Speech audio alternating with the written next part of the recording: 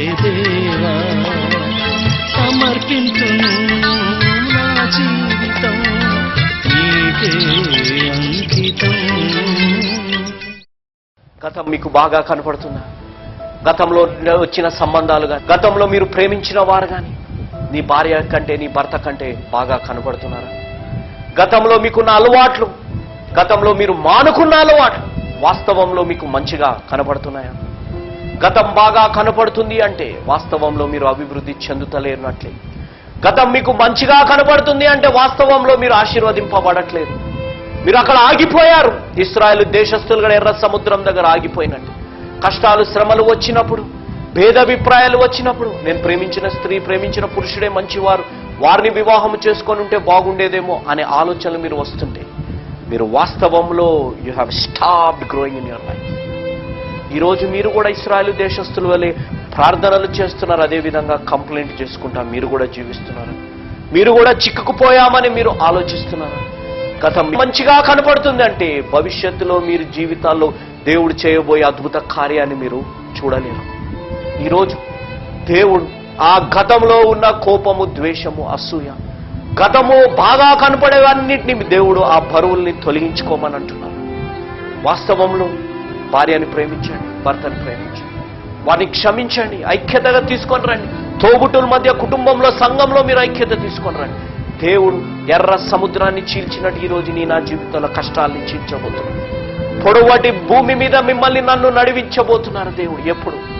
ఎప్పుడైతే మనము దేవుడి యందు ప్రార్థన మనం చేస్తాం, ఎప్పుడైతే దేవుడి యందు మనం విశ్వాసము, విధేయతతో మనము జీవిస్తామో. మోషే గారి మీద ఉన్న ఒక బాధ్యత వారు స్వీకరించారు.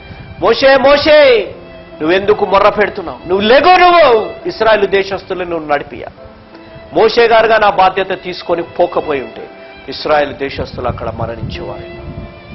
ఒక తల్లిగా, ఒక తండ్రిగా, ఒక భార్యగా, ఒక భర్తగా, ఒక తోబుట్టిగా, ఒక అన్నగా, ఒక అక్కగా, ఒక చెల్లెగా, ఒక సంఘ కాపరిగా, ఒక బోధకుడిగా, ఒక సేవకుడిగా, ఒక స్నేహితుడిగా దేవుడు నీకు నాకు ఇచ్చిన పాత్రలని నమ్మకంతో, విధేయతతో, బాధ్యతగా మనం స్వీకరిస్తున్నాము. దానికి అనుగుణంగా మనం నడుస్తున్నామా? ఆ నడిపింపును బట్టే మన జీవితాలు ఎంతో మంది మనల్ని చూసి నడుస్తున్నారేమో అనేది మీరు ఆలోచిస్తున్నారు. ఎన్నో ప్రార్థనలు మీరు చేస్తున్నారు మీ జీవితాల్లో ఉన్న కష్టాలను బట్టి, భేదాభిప్రాయాలను బట్టి, కుమారుడు బట్టి, కుమార్తెని బట్టి, మోసపోయిన దానిని బట్టి, లేకపోతే వదిలి వెళ్ళిపోయిన దాన్ని బట్టి, లేకపోతే కుటుంబంలోని అనైక్యతను బట్టి ప్రార్థనలు అయితే చేస్తున్నారు. కానీ ఆ ప్రార్థనలో దేవుడు మాట్లాడుతున్నారు. Are you listening? God is talking to you in your prayer. Are you listening? దేవుడు నీ జీవితంలో ఒక మార్పు తెచ్చుకో అని అంటున్నారు. మీరు వింటున్నారు? మీరు అది వినగలిగితే దేవుడు మిమ్మల్ని నడిపించాలని ఆశ కలిగి, దేవుడు నీ జీవితంలో ఐక్యత తీసుకొని రావాలని, నీ నా జీవితాల్లో సమాధానము తీసుకొని రావాలని, నీ నా జీవితాల్లో దేవుడు ఆశీర్వదించాలని దేవుడు ఆశ కలిగి ఉన్నారు. God want to change your life. దేవుడు నీ నా జీవితాన్ని మార్చాలని ఆశ కలిగి ఉన్నారు. కానీ ప్రార్థనలు చేస్తున్నాం, జవాబు రావట్లేదని మనం అనుకుంటున్నాం. But when you are praying, are you listening what God is saying to you? దేవుడికి ఎంతో ఇష్టము మన స్వరం వినాలని, ప్రార్థన రూపంలో మన స్వరం వినాలని దేవుడికి ఎంతో ఇష్టం. ఆ ఇష్టంగా ఉన్న ఆ ఇష్టపడిన దేవుడు జవాబు ఇవ్వాలని కూడా ఇష్టపడి ఉంటారు. ఆ జవాబు మనం వింటున్నామా?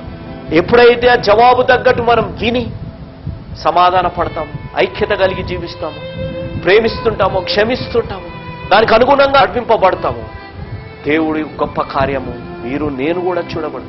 When we listen and when we lead, we're gonna look what God gonna do. We're gonna look what God gonna do in your life. దేవుడు చేయబోయే గొప్ప కార్యము నువ్వు నేను చూడబోతున్నాం. ఏ విధంగా అయితే ఐగుప్తు దేశస్థులు అన్నారు, దేవుడే వారి పక్షాన యుద్ధము చేస్తున్నారు. ఈరోజు ఏ సాతానుడైతే నీ కుటుంబాన్ని ఏలుబడి చేస్తున్నాడు, ఏ సాతానుడైతే నీ కుటుంబంలో భేదాభిప్రాయాలు తీసుకొని వచ్చారు, మీరు విన్న దేవుని వాక్యాన్ని, మీరు విన్న దేవుని స్వరాన్ని బట్టి, అంతరాత్మతోని దేవుడు నీతో నాతో నా ప్రార్థనా రూపంలో మాట్లాడిన దాన్ని బట్టి అనుగుణంగా నడుస్తే సాతానుడు ఈరోజు కూడా ఆ మాట నీ నా జీవితాలు అనబోతున్నాడు.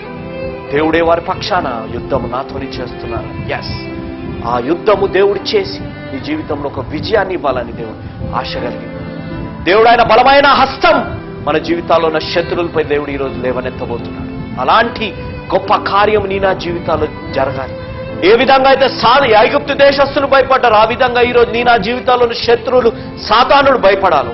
అలాంటి అనుభవం నీ నా జీవితాల్లో రావాలి అనగా ఇదే అనుకూల సమయం, ఇదే రక్షణ దినం. ఉన్న పాలన ఉన్న చోటున ఎవ్వరు ఎక్కడ ఉన్న ప్రోగ్రాం చూసి ఎవరైనా చూడకపోతే వారికెళ్ళి వర్తమానాన్ని చెప్పండి. దేవుడు మీ జీవితాల్లో మీ పక్షాన యుద్ధము చేయబోతున్నారు. అలాంటి గొప్ప కార్యం నీ జీవితాల్లో కలగాలి అంటే ఇదే అనుకూల సమయం, ఇదే రక్షణ దినం.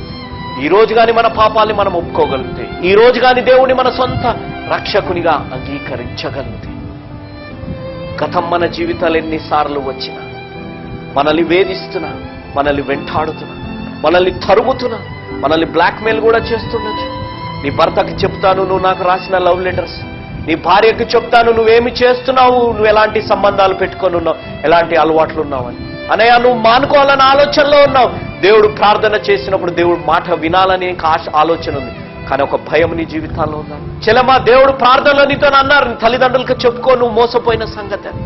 కానీ నీ జీవితంలో ఒక భయం వచ్చేసినా, చెప్పుకుంటే ఏమి జరుగుతుందో అని. ఆ భయాల్ని నువ్వు వదులుకో. దేవుడు ఒక గొప్ప కార్యం చేయబోతున్నా, నీ పక్షాన దేవుడు యుద్ధము చేయబోతున్నా, నీ పక్షాన ఆ యుద్ధము దేవుడు చేసి విజయాన్ని నీ చేతిలో ఇవ్వబోతున్నాడు. ఈ రోజు ఆ విజయాన్ని నువ్వు అందుకోవాలనగా ఈ రోజే ఒక నిజమైన యేసు అనుచరుడుగా మారాలి. ఎందుకనగా యేసు మార్చేది జీవితాలు, మతాలు కాదు అనేది మీరు మరవకండి.